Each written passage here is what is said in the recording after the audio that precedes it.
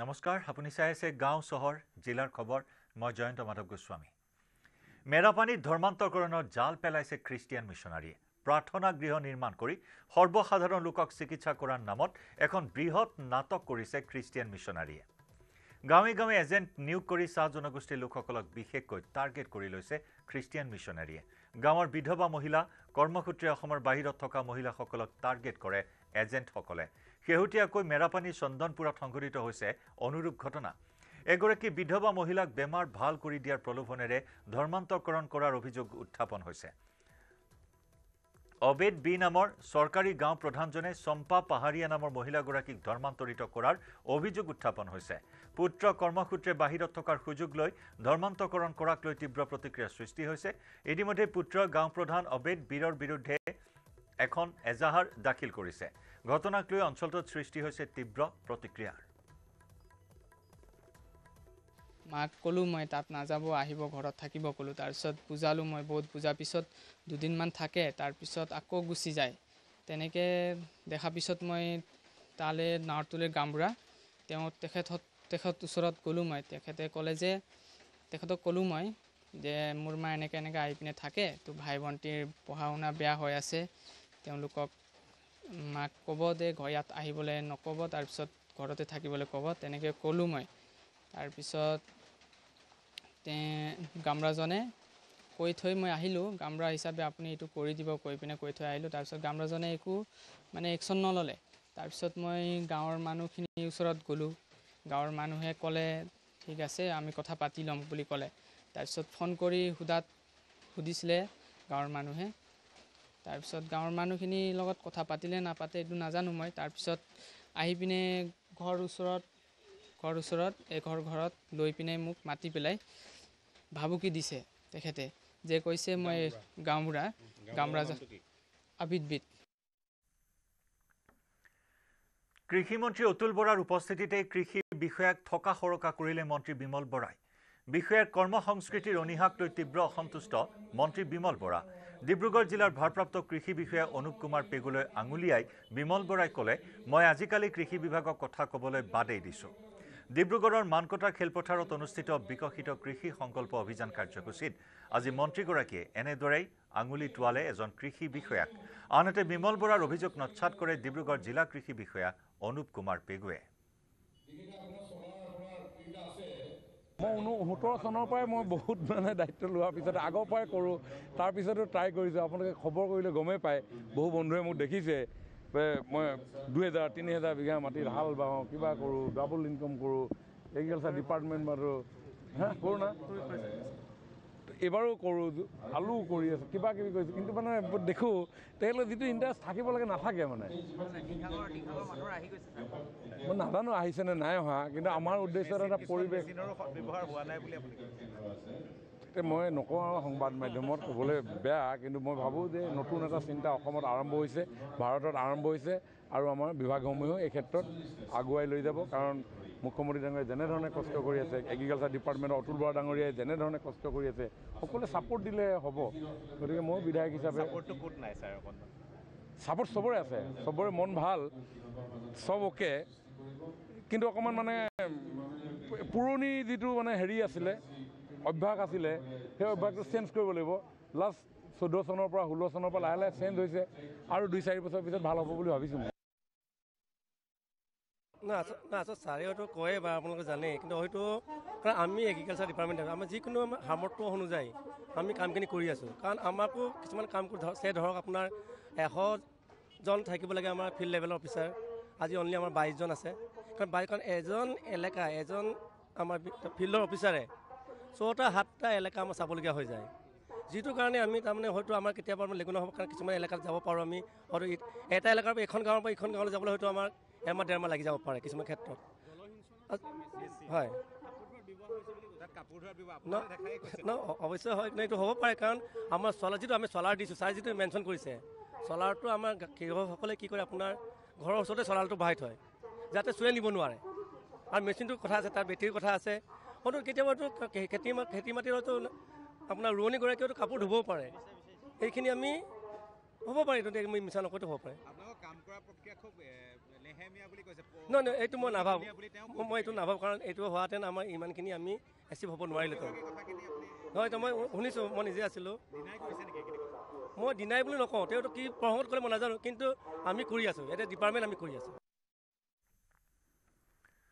ত্ৰিপুৰাৰ বিশালগড়ত 2 ফৈদৰ প্ৰচণ্ড মাৰপিট গৰুৱে ঘাঁহ খোৱা কেন্দ্ৰ কৰি ৰণক্ষেত্ৰত পৰিণত হ'ল ঘনিয়া মাৰা 2 ফৈদৰ সংঘাতত আহত হয় 4জনকৈ লোক আহত লোককেইজন নাৰায়ণ দাস হুমা দাস মামন দাস সজল মালাকাৰ ঘটনাস্থলীত অগ্নি নিৰ্বাপক বাহিনীৰ দল উপস্থিত হৈ আহত লোকসকলক উদ্ধাৰ কৰি ভৰ্তি কৰোৱাই হাস্পতালত ইপিনে মাৰপিটৰ খবৰ পোৱাৰ পিছতে ঘটনাস্থলীত উপস্থিত হৈ আৰক্ষীয়ে আৰম্ভ কৰিছে তদন্ত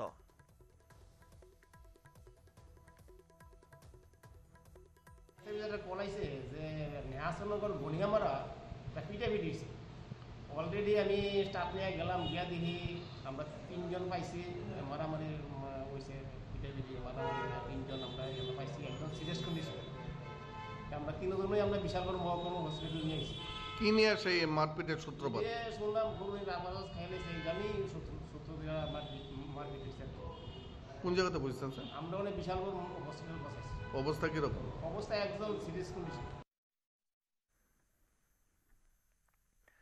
অসমত থাকিব নোৱাৰিব অবৈধ বাংলাদেশী কেৱল বাংলাদেশী নহয় কোনো অবৈধ বিদেশী নাগৰিক থাকিব নোৱাৰিব অসমত অবৈধ নাগৰিকক অসমৰ পৰা বিতাৰিত হ'বই লাগিব তেজপুৰত অবৈধ নাগৰিকৰ বিৰুদ্ধে হুংকাৰ সাংসদ ৰঞ্জিত দত্তৰ অবৈধ বাংলাদেশী থাকিব নোৱাৰে অবৈধ বাংলাদেশী বা অবৈধ বিদেশী নাগৰিক মই বাংলাদেশী বুলি নকওঁ মই অবৈধ বিদেশী নাগৰিক কোনো এখন ৰাজ্যত থাকিব গতিকে এইটো বিতাৰিত হ'বই চৰকাৰৰ কাম কৰি গৈ আছে অবৈধ বাংলাদেশী হওক অবৈধ বিদেশী নাগৰিক হওক এইটো বিতাৰিত হ'বই লাগিব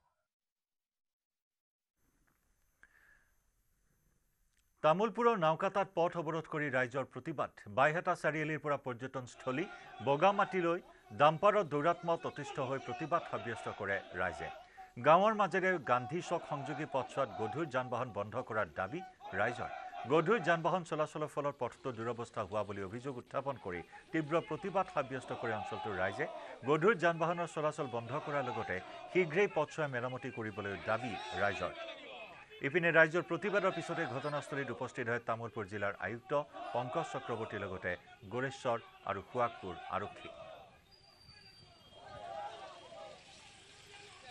ধূলি মানে ইফালে মানে স্কুলৰ ল'ৰা ছোৱালী আহিবৰ কাৰণে বহুত অসুবিধা হয় আৰু যি ইমান ডাঙৰ গাঁত আপোনালোকে চাব পাৰে মানে ইমান ডাঙৰ গাঁত মানে ইয়াত মানে আমাৰ স্থানীয় MCLA বিধায়ক আছে বিধায়ক আজিলৈকে আমি ইয়াত দেখা পোৱা নাই কিয় তেওঁলোকৰ এই মানে আমাৰ এই ৰাস্তাটো চকুত নপৰে নেকি তেওঁলোকৰ ভোটৰ সময়ত আহি পেলাই তেওঁলোকে ইমান ডাঙৰ মানে কথা কৈ যায় খুব ডাঙৰ লেকচাৰ মাৰি থৈ যায় খালি ভোটৰ সময়ত আমাৰ খুব দেখিলি ৰাইজক লাগে নেকি বেলেগ টাইমক নালাগে নেকি এইবাৰ আমি দেখুৱাই দিম এইবাৰ অনাগত আমাৰ যি নিৰ্বাচন আহি আছে এই পৰিষদীয় আৰু বিধানসভা যি আহি আছে আমি ইয়াত মানে আমি খুব দেখিলি ৰাইজে প্ৰত্যুত্তৰ ইয়াত আমি দিম আমি নোহোৱালৈকে আজি আমি ভাবিছোঁ এই যিখিনি ডাম্পাৰ চলি আছে ইয়াত আমি ঠিক আমি ৰাতিপুৱা 8টা বজাৰ পৰা ৰাতি 8টা বজালৈকে বন্ধ আমি বিচাৰিছোঁ আমাৰ চব ৰাইজে আৰু ইয়াত যদি এই ৰাস্তাটো এনেকুৱা হৈ থাকে কোনো পথে ইয়াত আমি ডাম্পাৰ চলিব নিদিম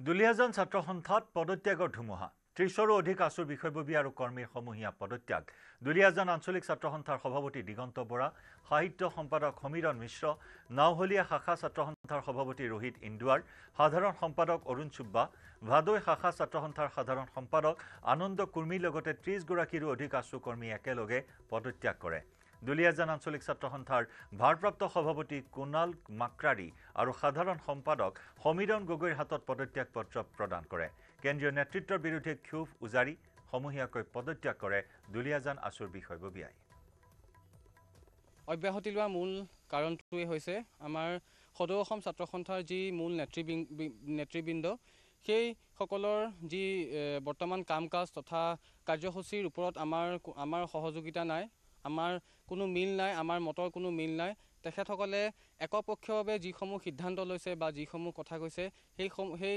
আটাইবোৰৰ ওপৰত আমাৰ কোনো বিশ্বাস নাই নাওহলীয়া শাখা ছাত্ৰ সন্থাৰ সন্মানীয় সভাপতি সাধাৰণ সম্পাদক তথা আমাৰ নাওহলীয়া শাখা ছাত্ৰ সন্থাৰ উপদেষ্টা দিগন্ত বৰা তথা দুলীয়াজান আঞ্চলিক ছাত্ৰ সন্থাৰ সভাপতি দিগন্ত বৰা আমি আটাইয়ে আজি এই ছাত্ৰ সন্থাৰ পবিত্ৰ মজিয়াৰ পৰা অব্যাহতি গ্ৰহণ কৰিছোঁ হয় এক প্ৰকাৰ দুলীয়াজানত আছু শূন্য হোৱা দিশে গতি কৰিছে। দুলীয়াজান আছুৰ পৰা দুলীয়াজান আছুকে ধৰি যি নাহৰী শাখা ছাত্ৰ সন্থা আছে, ভাদৈ শাখা ছাত্ৰ সন্থা আছে, আদি কৰি দুলীয়াজানত প্ৰায় 3খন আঞ্চলিকৰ পৰা প্ৰায় 30জনৰ অধিক ছাত্ৰ নেতাই ইতিমধ্যে অব্যাহতি দিছে।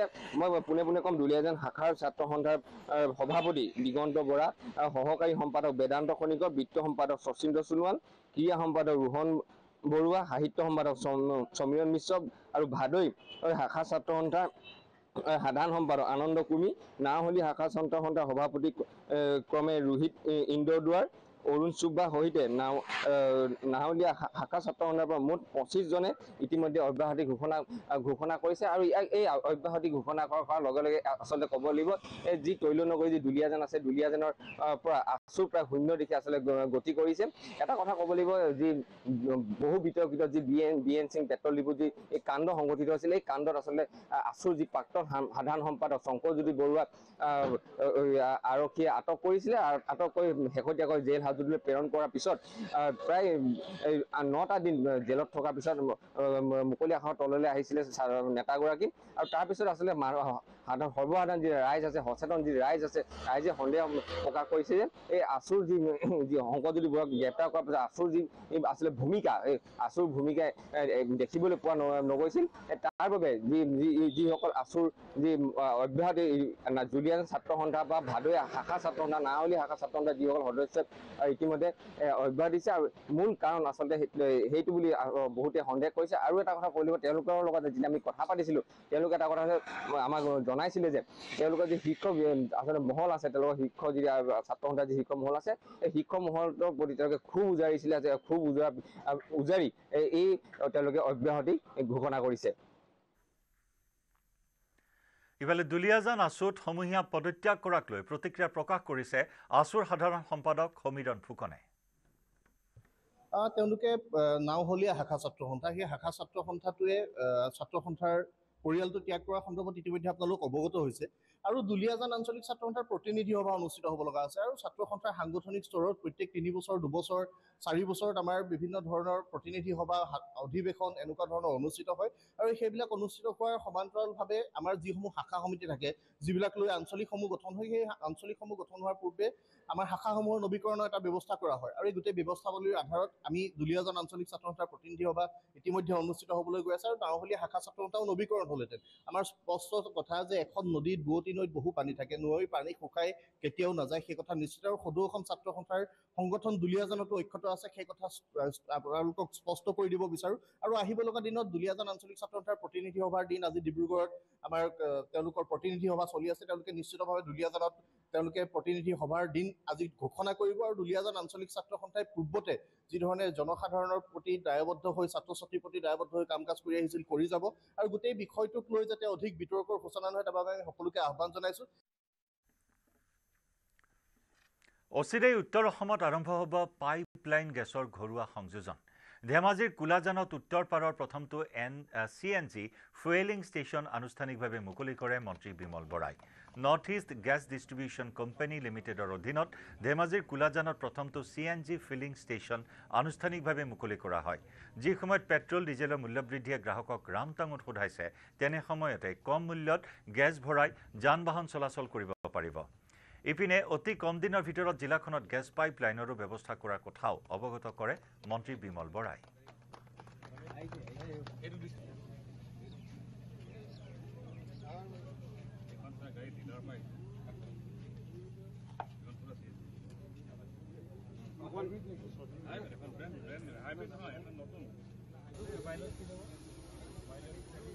অইল ইণ্ডিয়া লিমিটেডৰ যৌথ প্ৰয়াসত গঢ় লৈ উঠা এটা company north east gas distribution company limited. এই কোম্পানীৰ অধীনত উত্তৰ অসমৰ বহুকেইখন জিলাত চিটি গেছ ডিষ্ট্ৰিবিউশ্যনৰ দায়িত্ব অৰ্পণ কৰা হৈছে, যাতে যান বাহনৰ পৰা আৰম্ভ কৰি ঘৰুৱা ব্যৱহৃত গেছ যোগানৰ সকলোখিনি কাম কাজ এই north east gas distribution company লিমিটেডে কৰিব। আৰু তাৰে অংশ হিচাপে এটা CNG ষ্টেচন আজি ধেমাজি জিলাৰ এই স্থানত আজি আনুষ্ঠানিকভাৱে সংস্থাপন কৰি ৰাইজৰ কাৰণে আজি মুকলি কৰা হৈছে। উদ্দেশ্য হৈছে যে গ্ৰীণ এনাৰ্জিৰ জৰিয়তে আমি আমাৰ এনভাইৰনমেণ্টকো সুৰক্ষিত কৰাৰ লগতে আমাৰ কিছু এটা সুবিধা আছে যে CNGৰ জৰিয়তে আমাৰ গাড়ীসমূহৰ যিটো মাইলেজ এই মাইলেজৰ যথেষ্ট বৃদ্ধি হয় তাৰ ফলত খা খৰচো যথেষ্ট কমে গতিকে এটা ছাষ্টেইনেবল ট্ৰেন্সপৰ্টেশ্যন ছিষ্টেমো আমি CNGৰ জৰিয়তে আমি আশা কৰিব পাৰোঁ আৰু সেয়ে আজি মই ভাবোঁ যে এই ইয়াতে CNG ষ্টেচনৰ উদ্বোধনে এই অঞ্চলৰ ৰাইজক যান বাহনত CNG গেছৰ সুবিধা উপলব্ধ কৰাত সহায় হ'ব। কাজিৰঙা ৰাষ্ট্ৰীয় উদ্যানত এক মনোমোহা দৃশ্য এখন বিলত বিচৰণ কৰি থকা বনৰীয়া মহ আৰু হাতীৰ কাষত দেখিবলৈ পোৱা হ'ল এটা প্ৰকাণ্ড ঢেকীয়াপতীয়া বাঘ। কহৰা বনাঞ্চলত টুৰিষ্ট গাইড বিশ্বজিৎ ছেত্ৰীৰ কেমেৰাত বন্দী হ'ল এই দৃশ্য। বনৰীয়া মহ আৰু হাতীৰ জাকক ভ্ৰক্ষেপ নকৰি নিজৰ পথত আগবাঢ়ি গ'ল বাঘটো। বিপৰীতে সম্ভাৱ্য বিপদ দেখি হাতীৰ জাকটো লাহে লাহে আঁতৰি গ'ল যদিও বিপদ ৰুধিবলৈ যুদ্ধংদেহী ভাৱেৰে বাঘটোৰ দিশে আগবাঢ়ি গ'ল দুটা মহ। কিন্তু গহীন গম্ভীৰ খোজেৰে ঘাঁহনিৰ মাজত সোমাই গ'ল বাঘটো। এই দৃশ্য দেখি আপ্লুত হৈ পৰিল পৰ্যটক।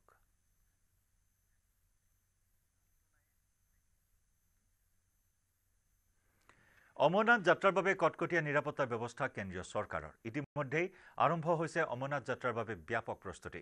কেন্দ্ৰীয় গৃহ মন্ত্ৰণালয়ে CAPFৰ 581টা কোম্পানী নিয়োগ কৰাৰ বাবে অনুমোদন জনাইছে। নিৰাপত্তাৰ বিষয়টো গুৰুত্ব সহকাৰে লৈছে কেন্দ্ৰীয় গৃহ মন্ত্ৰণালয়ে। জম্মু কাশ্মীৰত ইতিমধ্যে 156টা কোম্পানী নিয়োজিত কৰা হৈছে। অতিৰিক্তভাৱে 425টা কোম্পানী নিয়োগ কৰা হ'ব দৰ্শনাৰ্থীসকলৰ নিৰাপত্তা সুনিশ্চিত কৰিবলৈ। মাত্ৰ কেইদিনমানৰ ভিতৰতে অতিৰিক্ত কোম্পানীকেইটা মোতায়েন কৰা হ'ব অমৰনাথ আৰু ইয়াৰ যাত্ৰাপথত। পেহেলগামৰ সন্ত্ৰাসবাদী আক্ৰমণৰ পাছতে কেন্দ্ৰীয় গৃহ মন্ত্ৰণালয়ে নিৰাপত্তাৰ ক্ষেত্ৰত কোনো ধৰণৰ সুৰুঙা ৰাখিব বিচৰা নাই। অমৰনাথলৈ যাবলগীয়া ভক্তসকলৰ বাবে কটকটীয়া নিৰাপত্তা ব্যৱস্থা গঢ়ি তোলা হৈছে ইতিমধ্যেই। আৰু অধিক নিৰাপত্তাৰক্ষীৰো ব্যৱস্থা কৰিছে কেন্দ্ৰীয় গৃহ মন্ত্ৰণালয়ে।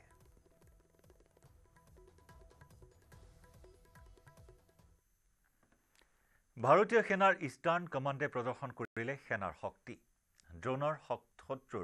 ড্ৰোনেৰে শত্ৰুৰ শিবিৰত গতিবিধি পৰ্যবেক্ষণ কৰাৰ লগতে শত্ৰুপক্ষৰ সঞ্চালন ড্ৰোনৰ জৰিয়তে কেনেকৈ নিৰীক্ষণ কৰা হয় তাৰ এক ভিডিঅ' প্ৰকাশ কৰিছে। যুদ্ধকালীন সময়ত বা জৰুৰী অৱস্থাত ইষ্টাৰ্ণ কমাণ্ডে ড্ৰোনৰ জৰিয়তে শত্ৰুৰ শিবিৰৰ সকলো তথ্য সংগ্ৰহ কৰিবলৈ সাজু। এই উদ্দেশ্যে ইষ্টাৰ্ণ কমাণ্ডে কেইবা শতাধিক ড্ৰোনৰ জৰিয়তে অনুশীলন অব্যাহত ৰাখিছে। যিকোনো বাধা বিঘিনি অতি সহজে অতিক্ৰম কৰি নিৰ্দিষ্ট লক্ষ্যত উপনীত হোৱাত সহায়ক হ'ব। সেনাৰ জোৱানসকলক ড্ৰোন চালনাৰ প্ৰশিক্ষণ প্ৰদান কৰাৰ লগতে ড্ৰোনৰ জৰিয়তে বহুত দূৰৈৰ পৰাই নজৰ ৰাখিব পৰাকৈ সুপ্ৰশিক্ষিত কৰি তুলিছে।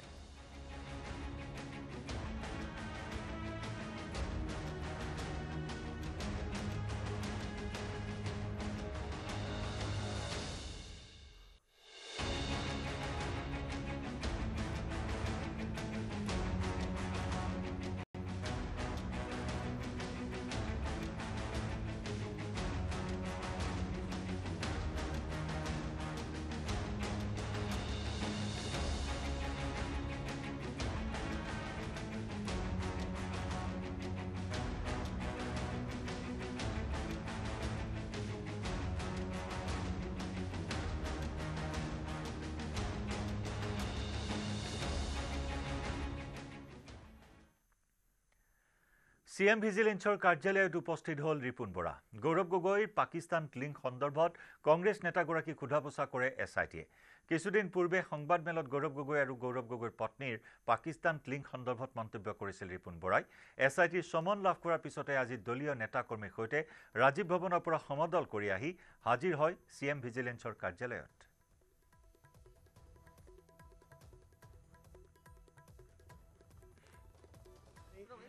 আইন মানি আমি আইনৰ প্ৰতি সন্মান জনাই মই আহিছোঁ।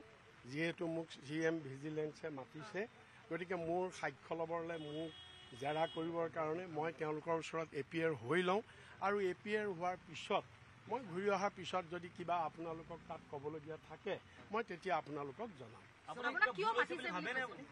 সেইটো কথা মই ক'ম তাত মোক যেতিয়া জেৰা কৰিব তেতিয়া মই ক'ম, এতিয়া মই নকওঁ। ভুল হৈছে বুলিতো মই নাভাবোঁ, মই কেলৈ ভাবিম? মোৰ ভুল হোৱাটো নাইও, গতিকে মই সেইটো ভুলৰ কথাটো নাহেই ইয়াত। গতিকে মই বাকীখিনি পিছত ক'ম। মই কেনেকৈ চিনি পাম? পাকিস্তানী মানুহ এটা মই নামেই শুনা নাই এতিয়া, মই কেনেকৈ চিনি পাম?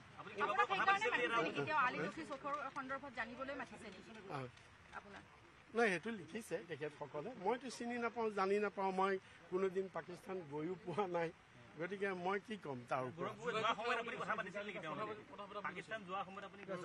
নাই, মই এই বিষয়ে একো নাজানো। শুনক, আপোনালোকে মোক পুলিচৰ আগতে জেৰা কৰি থাকিলে কিটো হ'ব? মই যিটো নাজানো, মই যিটো ক'ব লাগে তাত ক'ম আৰু ঘূৰি আহি আপোনালোকক ক'ম। ইয়াৰে সৈতে গাঁও চহৰ জিলাৰ খবৰৰ পৰা বিদায় লৈছোঁ। নমস্কাৰ।